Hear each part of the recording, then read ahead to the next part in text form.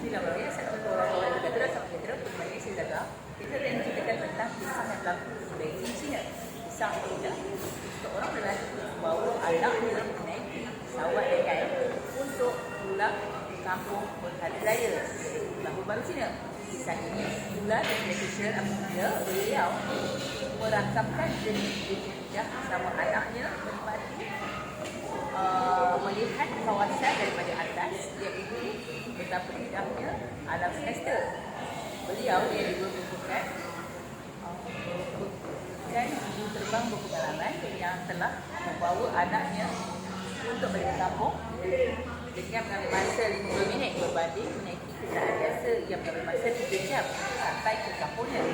Beliau yang berasa seronok dan ramai yang bertanya dengan beliau bagaimana cara untuk bawa anak, dan dia mengatakan dia ada had umum untuk membawa anak-anak atau siapa saja yang kita baik terbang atau membawa pesawat dengan helikopter dengan syarat mematuhi keselamatan. Unik kan mereka? Jumpa dia dulu kan? Tak like, share, komen, kita tak tahu.